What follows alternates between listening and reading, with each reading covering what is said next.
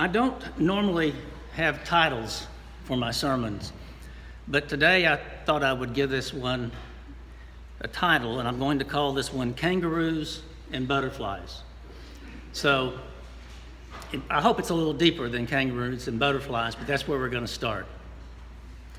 Whenever Jesus talks about Samaritans in the Bible, like he's doing today, you can bet that the message is going to be very important.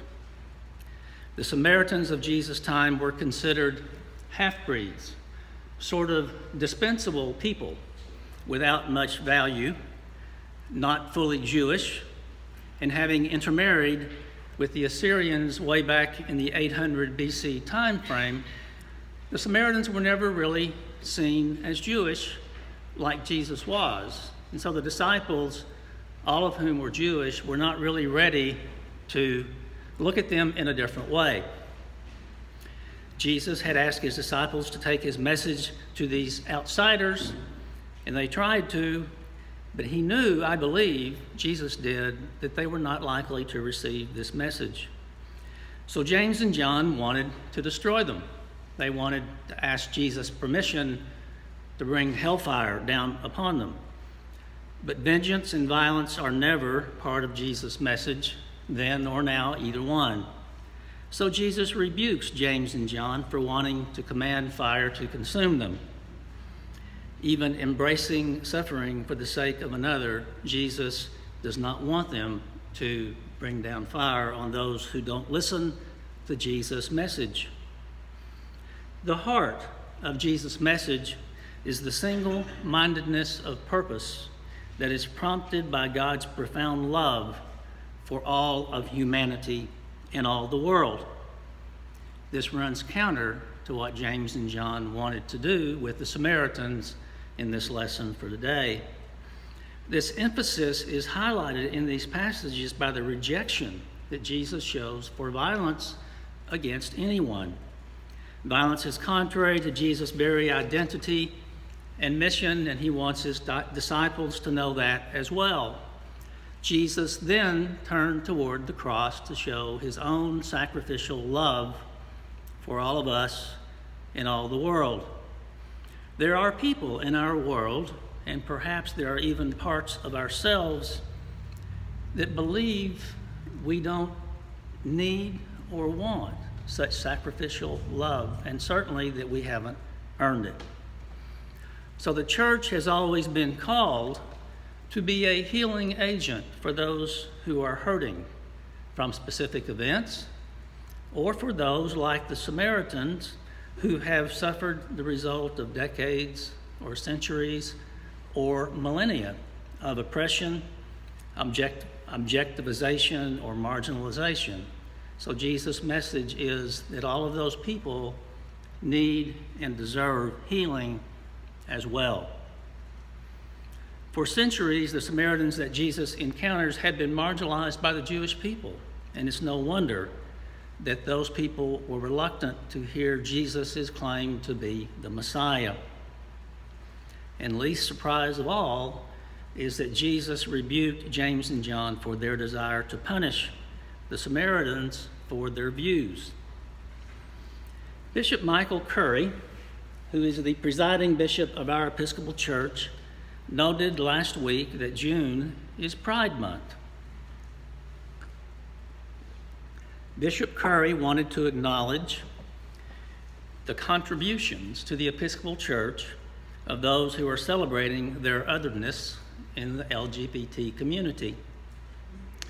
He tells us, Bishop Curry does, that Jesus said, "I give you a new commandment, that you love one another, just as I have loved you. You also should love one another." If you have looked at our church's website lately, you will know that we have a little snippet of Bishop Curry talking about that radical way of love, proclaiming his belief in that, and proclaiming Jesus' love for the entire world. Curry then goes on to say, "In my years of ministry, I have personally seen and been blessed by countless LGBT sisters, brothers, and siblings.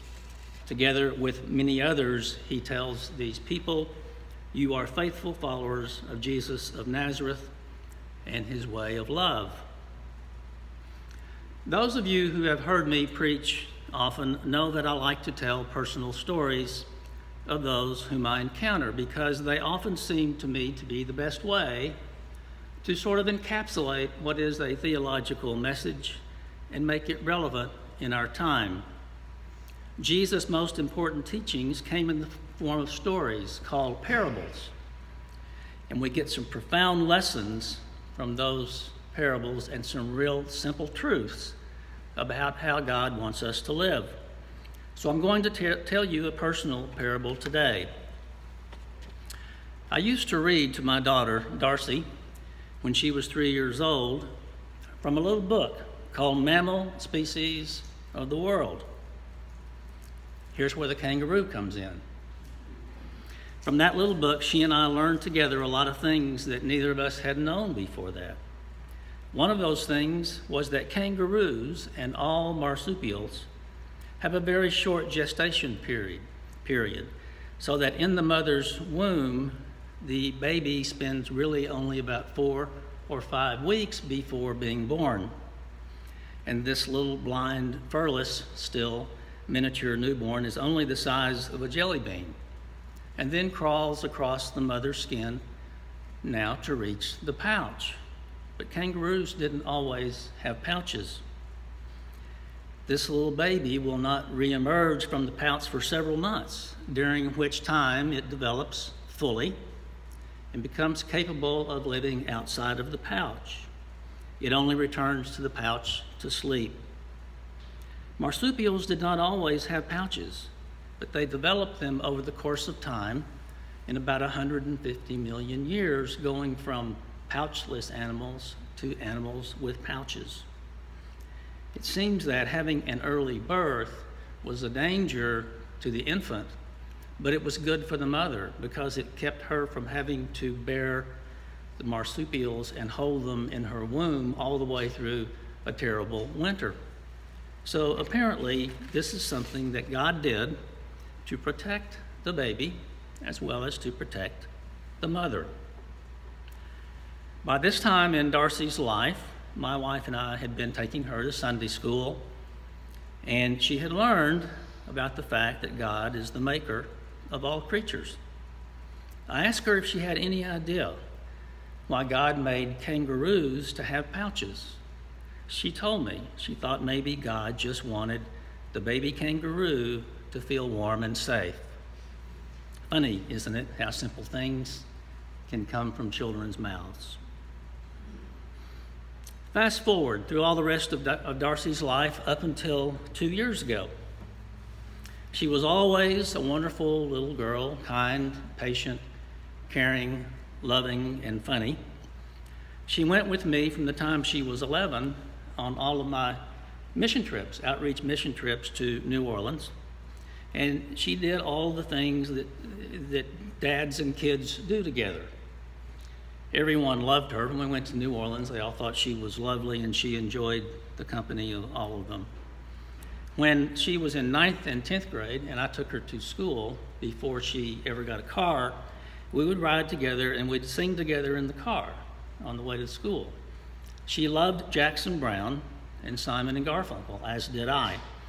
So we would often sing and we would often drive around even longer than just the trip to school because we enjoyed doing it, and we would kind of cut up and giggle and sing at the top of our lungs. She's a very special kid.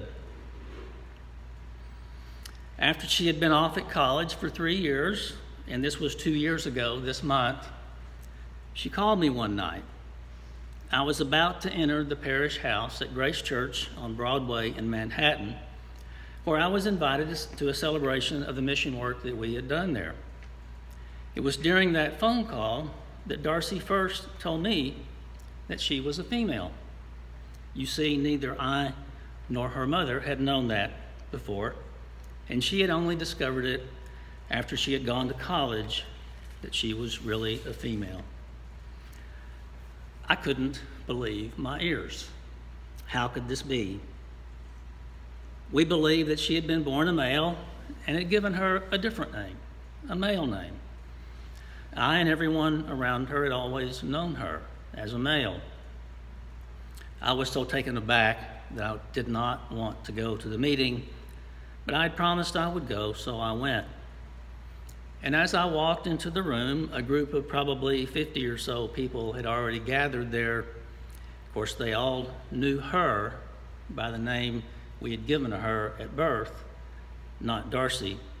They all inquired about how she was doing, but they, of course, did not know her new name or that she was really a female.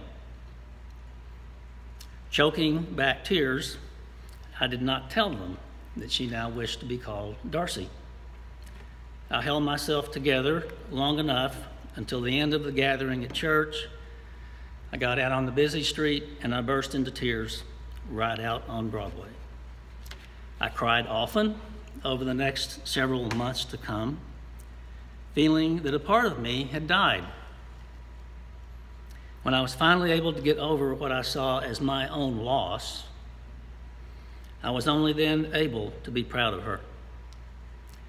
So I now understand, as I had not before, the word pride in the way gay and transgender people understand it. My less frequent tears are now for the rejection and hate that I know she will always have to endure. What I had thought for 21 years was a son I now had to recognize as a daughter. I won't spend any more time telling you about this other than to say that my acceptance of this change has been difficult. But I know it was nothing compared to what Darcy has gone through in her own transformation. You right now are looking at a person who 15 years before, as I walked past the gay bar known as Stonewall Inn in Greenwich near my apartment, would look the other way when I saw public displays of affection by people of the same gender. It made me uncomfortable.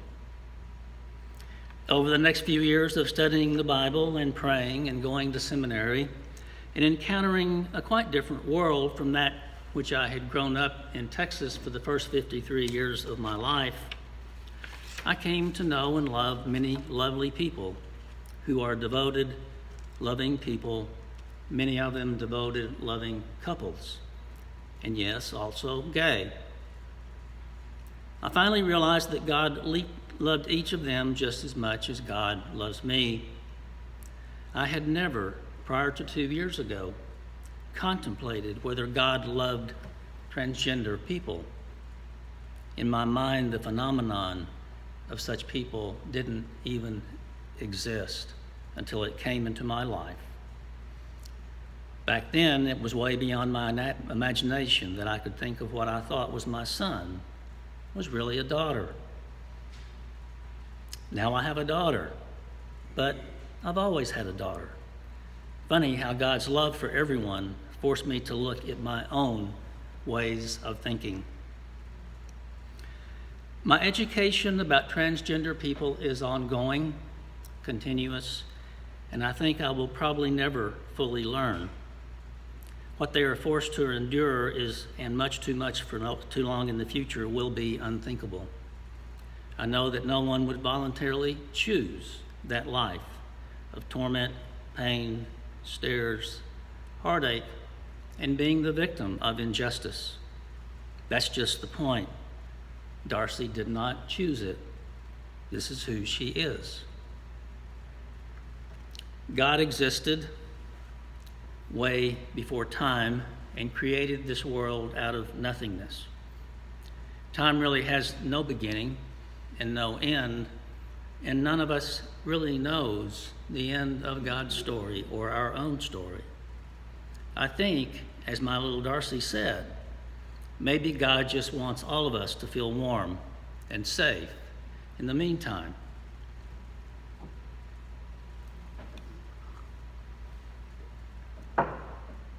I think the opposite of love is not hate. I think the opposite of love is fear. The other is a person of a different color, a different race, a different belief system, a different set of cultural norms, a different way of speaking or thinking.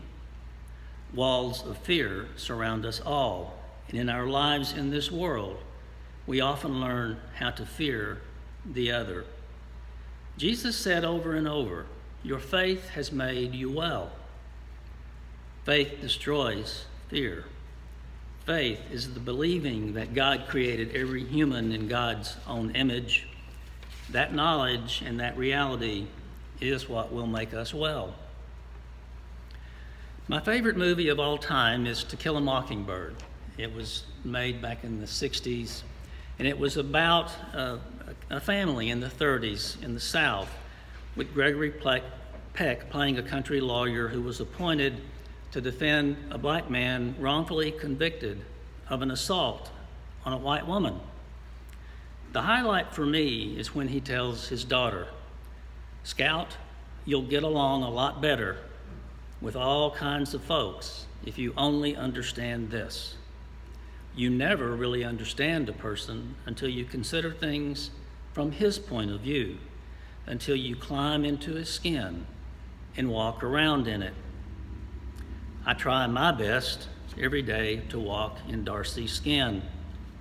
I'm getting better at it, but still not very good at it. I will keep trying. When someone loves you unconditionally, the most optimum response is to return that love. My daughter Darcy loves me unconditionally, which I know I don't always deserve, and so I do get the chance to choose to return that love, which means to fully accept who she is. We all need and demand protected space, and I am blessed to be able to give her hers. I will confess that I've been all week afraid to bring this message here today because I realize some of you may not agree with me, and I do not wish to bring trauma or discord to you or to anyone in this parish. You have had too much of that in the past. My role is to help you heal from that, not perpetuate it. I want to provide a safe place for all of you. We all are on different journeys and different paths in our search for meaning and truth, in our search for the God that we all love. But I realize that my fear should not make me afraid of telling you who I am or who Darcy is and what our journey has been together. I do not want any of you to wonder or be afraid of who I am as your pastor. And as your pastor, it is my role to give you space to be who you are also. I promise to do that. It's God's role, not mine, to decipher who you are, and not my job to decide or change that, nor even attempt to do so. One of God's most beautiful creatures, I believe, is the butterfly. I love it when in the summer butterflies flit about, coming out of their cocoons. They go around my deck and hang on the trees and the flowers, but they move about so freely and so gracefully in the air and have the most vibrant of colors. I think many of us are like the butterfly in this one sense. Most of a butterfly's life is not really spent as a butterfly. It is spent first as a caterpillar, then a cocoon. So the time that they spend as God's fully developed, free, and colorful creature is very brief at the end of their lives. I think I am now in the butterfly stage of my life. Part of living that is being free to love. And I can and do love each of you without reservation. If you are sitting here in these pews and are not in the same place I am on gay and transgender issues,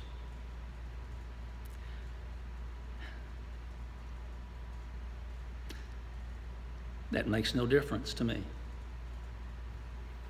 Jesus and God wanted to protect the Samaritans from the disciples' desire to bring hellfire on them. Jesus knew and practiced his own preaching no matter what. I only hope that when you meet her, you will not fear or judge Darcy. I learned that from Jesus, a teacher to us all. It is my loss that it took me so long to learn it. I finally got my pouch where I can create a warm and safe place for all of God's creatures, and have sprouted some colorful and vibrant wings with all the colors of the rainbow. I hope I never lose them.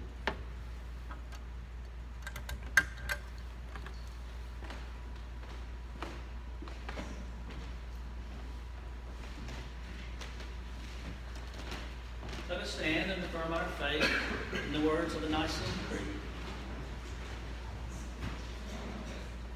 We believe in one God, the Father, the Almighty,